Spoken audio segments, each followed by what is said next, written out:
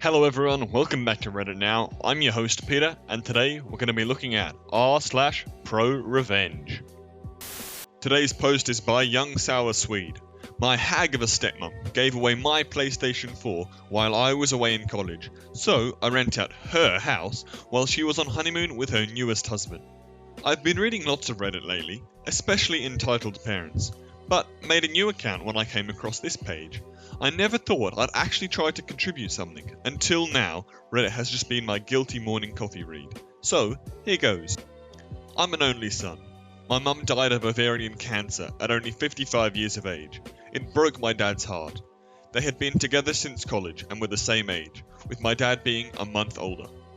I'm 22, and I'm about to graduate college with my degree in chemistry when the main events start to occur. I went to college on a full ride scholarship. This is important later. My dad met my now stepmom when she was my mum's nurse at the hospital where she spent her final days. My stepmom, Grace, played all the right notes to gain my dad's trust. She was empathetic to him, nurturing, comforting after my mum passed. I was 17 and old enough to sense that she was trying to weasel her way into getting my dad's resources, but it was up to my dad if he wanted to be in a relationship with her. I was in my final year of public school and had just won a scholarship to attend college out of the country the following year. My dad mourned my mum for a year, and that whole time, Grace would check in on him by phone every month or so, in my opinion, to scope out the possibility of sinking her hooks in him. After a year passed, Grace took the gloves off and went hard after my dad. Grace was only 40 when she and my dad started seeing each other. I didn't like her, but at the same time, my dad at least didn't seem so depressed anymore. So I tried to be less pessimistic about her and give her the benefit of the doubt. In my gut, I didn't trust her though. But we are Scandinavian, and at least in my family, the son does not tell his father what to do or even offer any opinion. Grace is from the Czech Republic, if you're wondering. My father was a very successful banker during his career, and amassed quite a portfolio of wealth. I'll spare you the details, but after 6 months of dating, Grace and my father are married. My dad never really got over my mum though, and he was getting weaker and weaker, even though he was only 57. Since his health was fading, he called me to him and asked me point blank, "Boy, what do you need to set you up in this life?" I told him I don't need anything. I'm a man and I can take care of myself.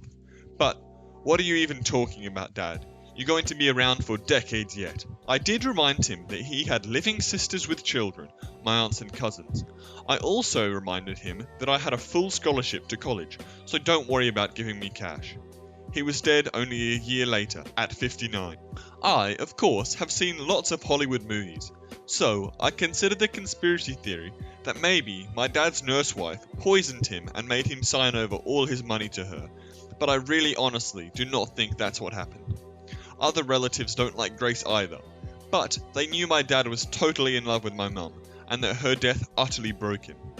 Well, long story short, my dad bequeathed his 5-story house to me, even though I wasn't expecting it and didn't ask for it. He gave a small endowment to each of my sisters and their children. He left about 80% of all his existing money to Grace, which amounted to several hundreds of thousands of dollars. My dad ignored me because he's generous to a fault and still gave me several tens of thousands of dollars, which were of course very useful to me. Grace tried to put on a friendly face, but I could tell she was angry as hell that she didn't get my dad's house too. That belonged to me, and I had the legal papers to prove it. She was especially mad because we live in an extremely upscale and trendy location. Houses are hard to come by and easily sold for massive profit.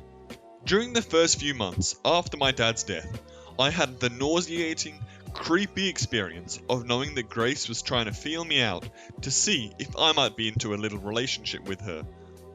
Gross. She still stayed at the house though, because over the last 3 years, she had gotten used to living there and acting like she owned it. And even though I officially owned it, I was always away at college and only visited my dad's old house once every couple of months, and even then, it wasn't to see Grace, but to see my cousins who lived just a few miles away. I downplayed the fact that it was really my house, and over the months, I think Grace gradually forgot that she had no legal right to the house. She probably believed that sooner or later, because I never asked her for any of the hundreds of thousands of my dad's dollars that she now had, that I was somehow independently wealthy and would just give up my house to her. I knew I'd eventually hydro-bomb her when she started dating some new guy only 5 months after my dad was in the ground. And one time, when I came home from college after graduating, she and her new boyfriend, some sleazy-looking D-bag named Ivan, who was only a few years older than me, were acting like I was a guest in my own house and that they owned it. I played along. Grace told me she gave away my PlayStation 4 to Ivan's cousin because I'm too old to play with video games. I don't even know this guy, and you give him my PS4 to give away to some other shite who I also don't know? I quickly changed all my network passwords that same day. I smiled, but I knew what I had to do eventually. She also said that she and Ivan were getting married because I just can't mourn your father forever. I have to move on with life. I tell her that I graduated college and already secured employment with a local firm and will soon find a new place to live. She looks thrilled, especially the part where it looks like I'll soon have a new place to live. Then, in a patronizing way, she tells me, "You always have a place in our house though. You are welcome to stay whenever you please." Thanks, Grace, that's really generous of you. What I really say is that I will probably have a new place in 3 months. She says that's wonderful because she intends to go to her homeland and have a wedding with Ivan and afterwards have her honeymoon. She assures me it's a local affair, otherwise I'd invite you, honey. And anyway, I know you're so busy. I congratulate her. She asks me if I can watch the house for her. Watch my house? Sure. What I really say is of course I will take care of the house. I'm careful not to say your house. She and her D-bag fiance, who I'm 100% sure is only there for Grace's money, go on their trip and I immediately put out advertisements in rental websites offering to lease my house. I hire movers and have all Grace's furniture and possessions boxed up and put in a rental storage facility. I retain all of my parents' furniture they had before my dad met Grace. Locks? Changed. All of them. Within days, I'm inundated with dozens of inquiries regarding my amazing, furnished house with fantastic views. I rent it to a wonderful young family, a barrister and his schoolteacher wife and their 2 preteens children. They pay me their first and last month's rent, and I sign a lease for a year.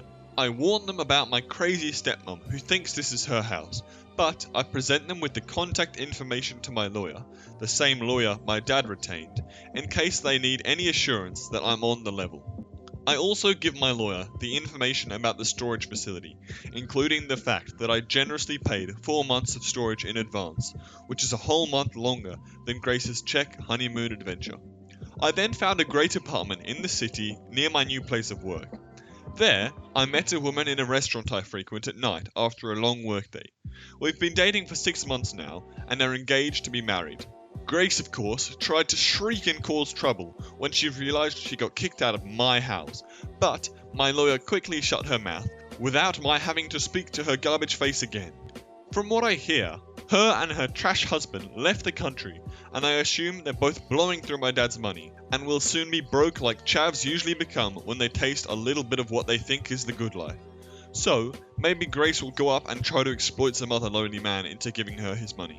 Speaking of money, the house that I rent out is generating so much money that I not only am able to help pay for my cousin's college, but I moved into a larger apartment of my own, together with my fiancée. I love my job, but really, I could survive solely on the renting of my dad's old house. And to think, if Grace had only been cooler and nicer, I might have let her stay at the house, just to be a good sport, and definitely if she stayed the hell out of my room. But no, she had to act all proprietary, so I had to make her homeless as a wedding gift. Postscript. I bought another PS4, even though I didn't even use my old one that much. It didn't matter. It wasn't for Grace to give away. You don't give away other people's things, you give away your own things. Which is why I chose to kick Grace out of my house, because it's mine, and I decide who stays there.